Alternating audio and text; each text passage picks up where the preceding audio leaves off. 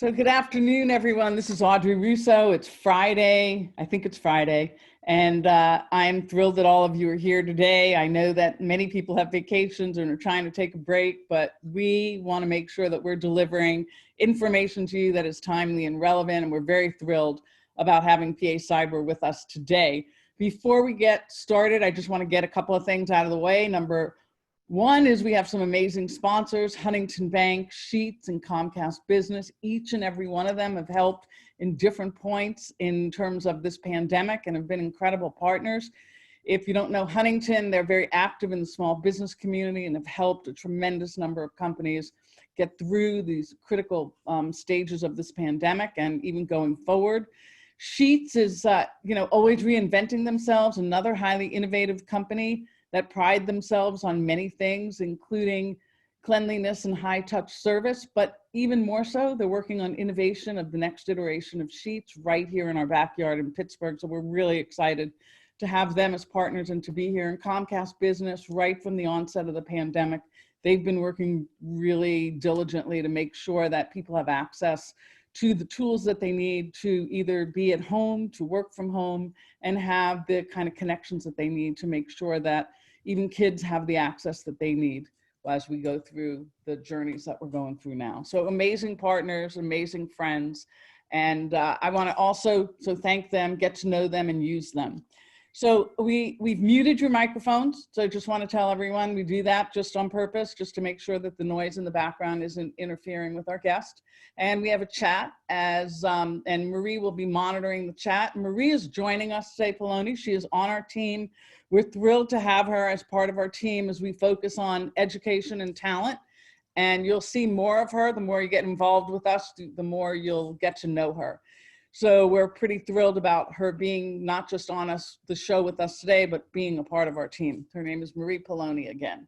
So I want to just jump right in. We have Brian Hayden. He's the CEO of PA Cyber Charter School, and in many ways has been really way, way ahead of his time in terms of the things that we're grappling with each and every day, particularly those of us who have kids that require the kind of access to education and the tools that they need to get through their own learning process. So very thrilled. Thank you, Brian. And I'm gonna just lay this up, Brian, and I'm gonna pass the baton to you. So there's been, obviously, or maybe I'm guessing, there has been an increase in enrollment that you've seen through the pandemic. So sort of just introduce yourself, just give everyone just what is PA Cyber so they actually really know what the work is that you do and how many kids you actually support. So Brian.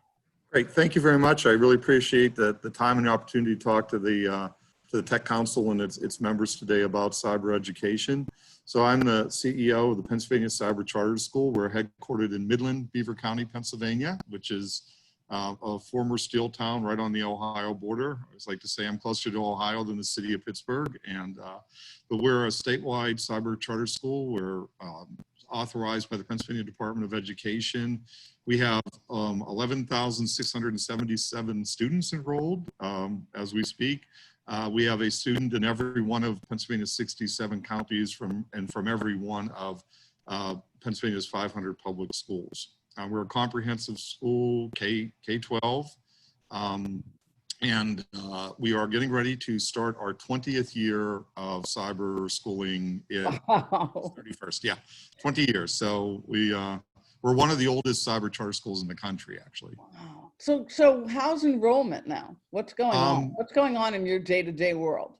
So it's explosive. That's the word we've used, and it's consistent across the state. There are a total of 14 cyber charter schools in Pennsylvania, and we're all experiencing the same phenomena. To kind of put this in context, typically when we start the school year, we have about 9,500 students, and we enroll all year. So usually about February or March is when we hit the 11,000 plus mark.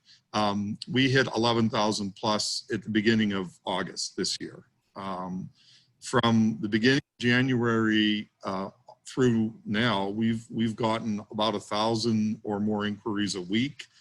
We've processed over 10,000 new inquiries since that time. And it's something that we and our peers have never experienced in our history before.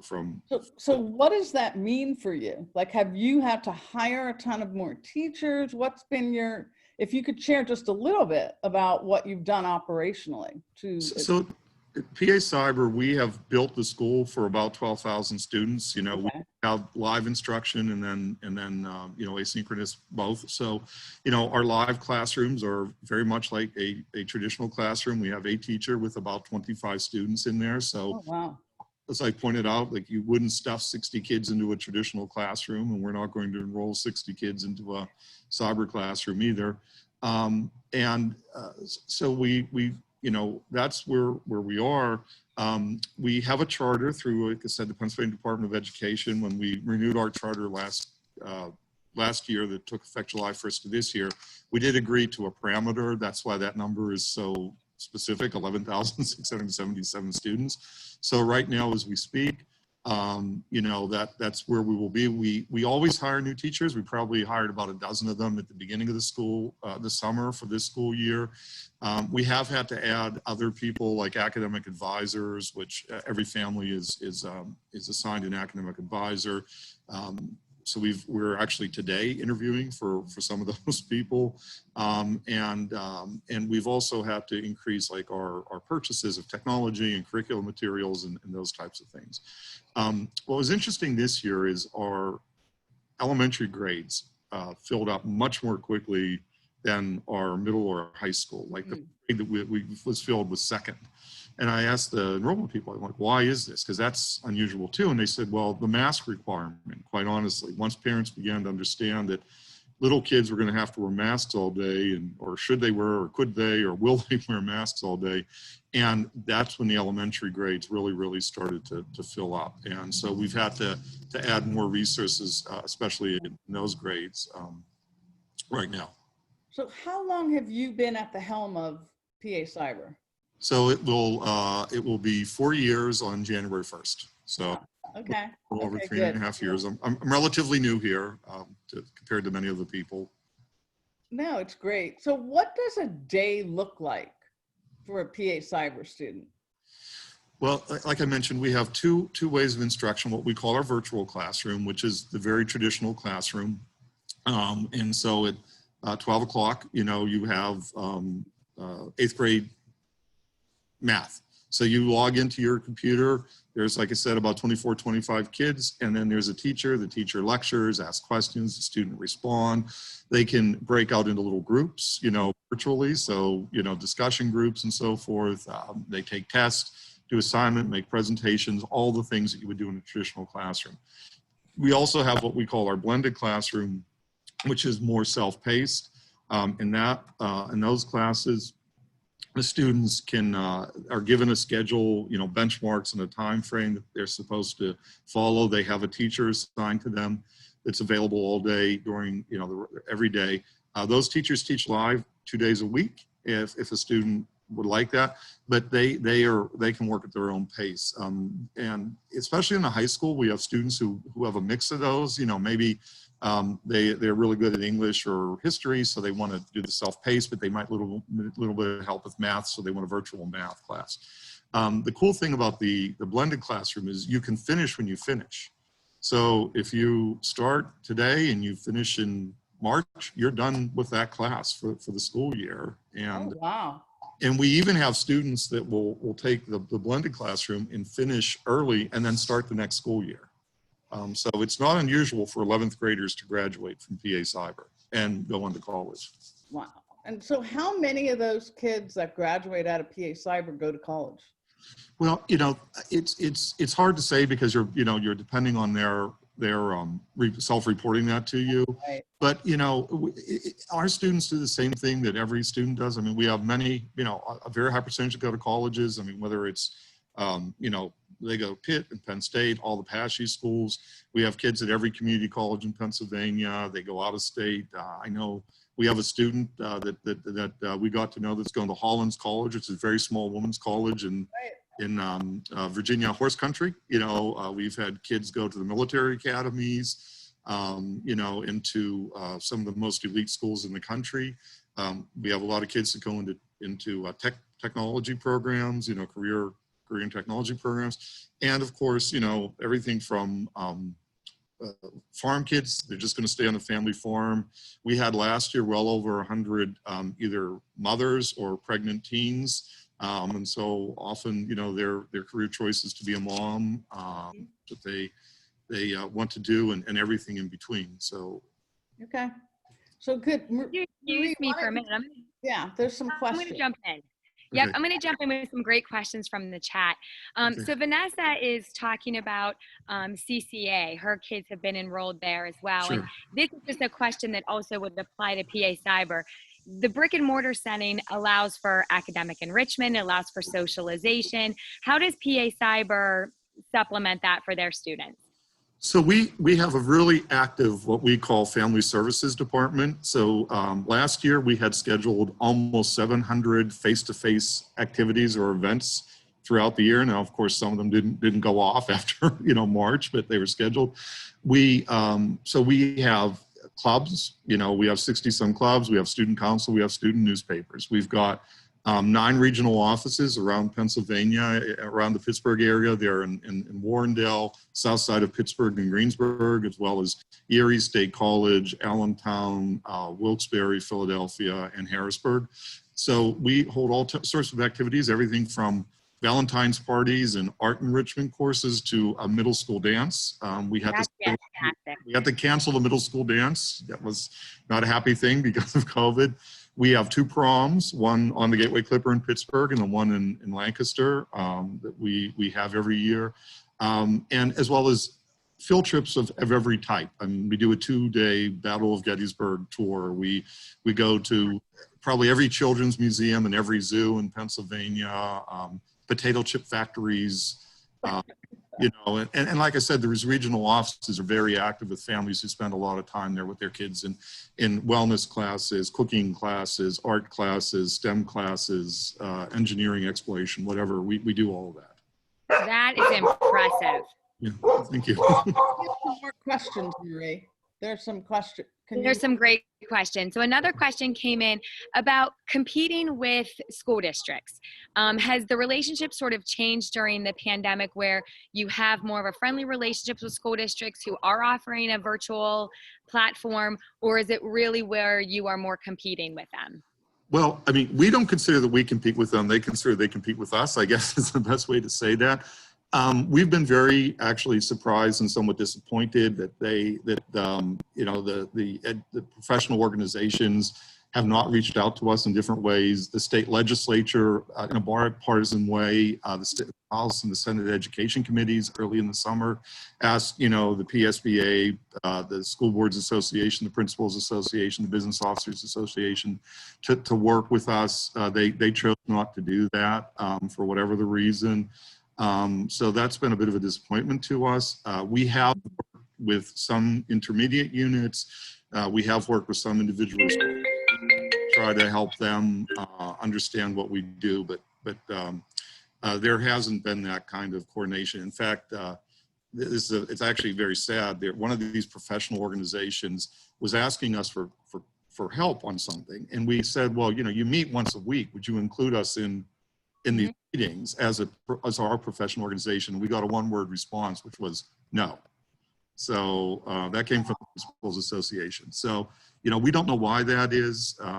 Like I said, we've been doing this for 20 years. CCA, all these other schools have been more than willing to share, but they've chosen not to do that. Well, what about, someone asked about what happens to your teachers who then have kids? What happens with them? So if they're part of your teachers and then they need to have cyber for their own kids, how do you deal with that? So that's been a bit of a challenge, obviously. We try to make the best accommodations we can. That's not always a perfect situation. There's been a change in what the PDE, the Department of Education, is expecting from the spring to the fall. While in the spring that they were talking about enhancement and enrichment and review. What they're telling all schools is they expect full day active teaching. So we need to follow those guidelines as well as anybody, as well as any other public school. And like I said, I know there will be challenges, but I think every working family in America is who has children is facing challenges, and balance out their child's education as well as fulfilling their professional responsibilities. Marie, did we get all the questions? There's some other questions. Yeah, we do have several more, and they're fantastic questions. So I would love to try to get as many of those. But Audrey, jump in whenever you have questions of your own. You do include a kindergarten, that's correct, right? Correct, K-12, right? What is your opinion of how successful the littlest of little students are doing with the online K-1 students? So, my opinion is based on what the families tell us. I always say, we have almost the perfect market in terms of feedback in terms of our school, because if you don't like us, you can just leave and then you can go back to wherever you want or to any other school. Our elementary families love this school. Oftentimes you hear stories with them coming in here just for a year or two, and then they end up graduating. And so, but what's I think important for all cyber education families are learning is, the parents have to have some adult in the house, let me put it that way, has to have an active role. That might be a grandparent, that could be an older sibling, that could be, the parent. And we actually require every one of our students from K to 12 to have an adult that's present all the time. Whether that happens or not is, we're not in the house with them. Right. But especially in the younger grades, if you have, active parent, that it can be very successful. So let me ask you something.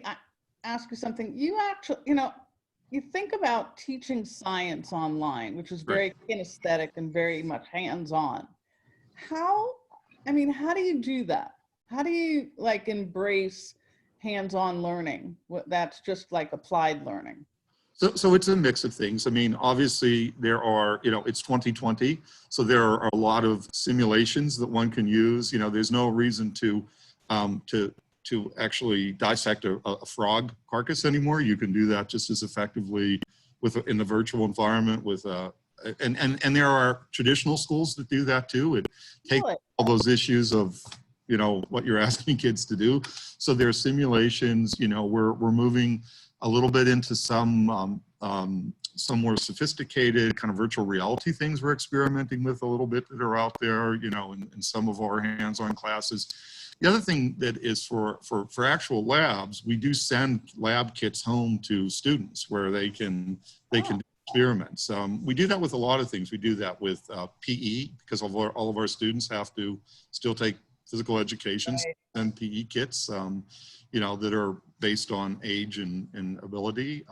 We do that with art courses, and we do that with science courses. So they get those kits in the mail, and then they can do the experiments with the teacher. So what about PE though? Can the kids actually, so I'm in the Alderdice School District, can the kids do PA Cyber and participate in PE at the high school? So not PE, but under Pennsylvania law, any non-graded activity that a traditional school offers, a student could participate in. So athletics, the school musical, Future Farmers of America, things like that. As long as it's not a graded activity by law, they have to be allowed to participate. So we do actually have many of our students who are athletes, in their own school district. They play on teams, or they say otherwise, or they may be in the musical or the play or something like that. But graded activity, they must stay in the cyber school under Pennsylvania law. So Marie, there's some questions out there that Tracina Cash has asked, and Ingrid. Can you lob those over to Brian? Right. And in this question, it's a question that we maybe wouldn't normally ask, but with the wait list that you have yes. Again, state you have 2,000 on your wait list? Yes. Okay. So having that 2,000 on your wait list, and really hoping those 2,000 do get an opportunity with your rolling graduation as well. But if you are a parent and you're looking for a cyber school option and you are beyond that 2,000, do you have another cyber school that you would recommend to those parents in Pennsylvania? No, as I said, there are 13 others of them. They all have different models. I think that, the best thing to do is parents look at what fits their needs. Some schools have live instruction, some do not, so that may be, important. The level of social activities and other support they have, I think is important. And I would just suggest that they do a little Google search, and and all of us, all the cyber schools have enrollment sessions. So I think that's important to do, to go in there and understand how the school works. Mm-hmm. What is your prediction of the 2,000 on your waiting list? How many may end up getting in? I know that's a tough question as well. That's a really tough question. I mean, one of the reasons we haven't moved to the waiting list is we're still trying to reconcile our current enrollment, making sure, students that were enrolled last year but had not yet registered for classes. This year we gave them a deadline, and so forth. But, I don't think 2,000 of them will get in there, but certainly some of them will get in there. Right. It's just a matter of how that works.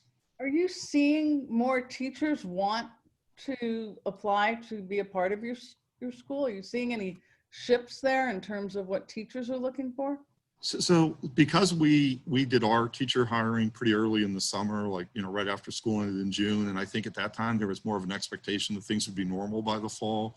Now my understanding is that some of our colleague schools that are in hiring right now are seeing, especially younger public school teachers looking to move. One of the just mechanics here, we typically, our teachers are union, they're PSEA members, right? So they have a contract. We typically hire teachers at step one. So, if you have 20 years of experience in a traditional school, this might not be the best choice to make, but, Yeah, I mean, I feel like you're at an inflection point, right? After 20 years of being one of the oldest cyber schools. I don't know, Marie, you've been teaching, and in that environment, I feel like we're at an inflection point that I think everyone's questioning school Definitely. overall. Right. Definitely the view and perspective about cyber schools is really changing. This might be a time where a family that would have not looked at cyber school are now looking at it and trying it. Do you feel after the pandemic, these families may choose to stay? So that's the biggest mystery that we're all talking about now as we try to plan for, not only this year, but the upcoming school years is, we expect some significant number of these families will return to traditional schools. That's where they probably want to be, and that's where their children are probably going to be successful and, and thrive. But we do anticipate that, some other proportion that will like this and want to stay with us.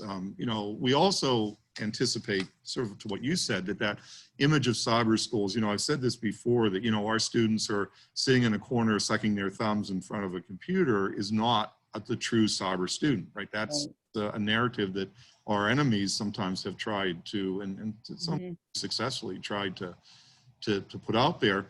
Our school is just like every school in the Commonwealth, in the country. We've got everything. We have what I call my little geniuses that graduated 14 years old, and that happens, and are on their way to college. And, we've got a whole lot in between. We have 2,200 special ed kids. At least last year, that was our enrollment, was 2,200 special ed kids. Wow.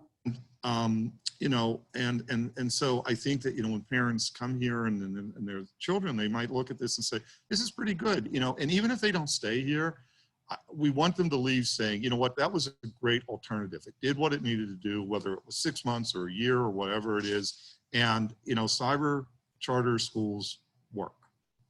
So what, you mentioned something about special ed kids. I wasn't gonna use that category, but for kids who require different paced education, how can you just talk at the high level how you accommodate? So we have to provide every service to a special ed kid that the IEP requires, and we do that in all sort of different ways. COVID has made that a little bit more complicated, but we have sent aides into homes. We provide physical therapy, through physical therapy companies, speech pathology, even in our regional offices or at home. We were able to shift nearly every service for our 2,200 kids to an online alternative in March. There's a small percentage that we were not able to, but overall we were able to do that. And we're very proud of that. And, if things continue to stay safe enough, we're moving back to some of those face-to-face with appropriate, CDC and Department of Health requirements. But yeah, we have to provide everything. transportation to a location or whatever. Wow. Wow, that's a lot. So you also have like a learning management system, and it's integrated, you know, by your teachers and for your teachers. How talk about that a little bit.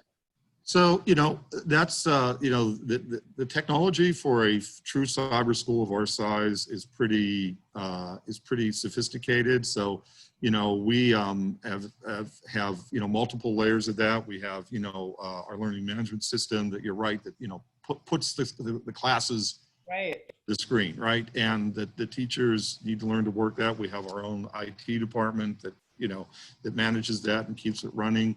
You know, we have our internal services that keep track of student enrollment and attendance and those types of things. And then we have, you know, other programs that we use that allow teachers to upload videos, you know, to make engagement better and so forth. So it's a multiple layers of technology we have to try to give a really high quality engagement. It's not just a Zoom meeting, you know, it's way beyond that.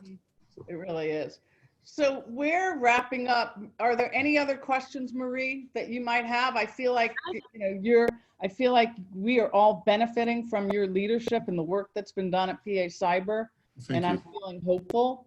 But Marie, any other questions that you think we should be asking Brian while we have his attention?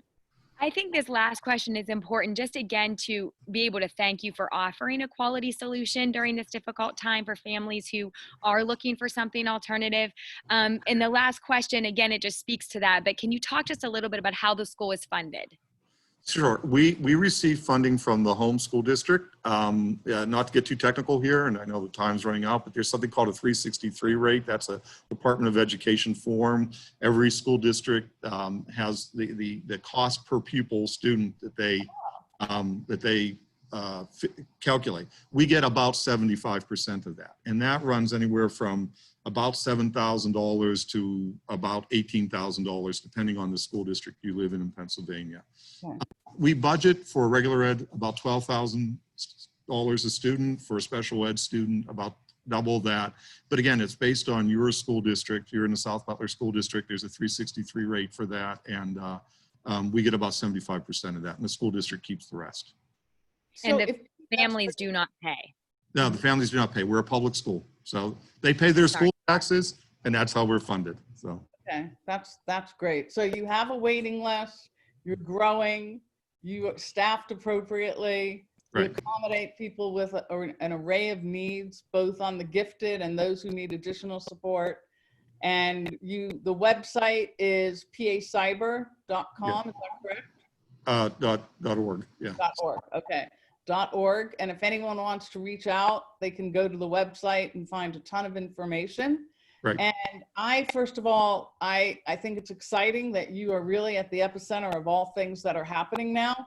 And I am thrilled to know that you are thriving. And if anyone's on this call that wants help and support, reach out. And we will stay in close contact with you, because you're providing something that's really, really important. And if you want to know more about other things that we're doing at the Tech Council, you can reach out to Marie Poloni when it comes to education and for things talent, and you'll see more of her as time goes by. And then I want to tell all of you that next week is another amazing week for business as usual. We're kicking off Monday with Brad Feld, who is the founder of Techstars, co-founder of Techstars. He's dialing in from Colorado, and he has a new book out, and it's The Startup Community Way, and talking about the importance of that. And on top of that, we have 4 days where we're doing work and we're celebrating 100 years of women's right to vote, and we're focusing on women in entrepreneurship and intersectionalities, and we're very excited to provide this to all of you. So I'm signing off. Audrey Russo, thank you, Brian Hayden, thank you, Marie Poloni, and we will see you all next Monday. Be safe.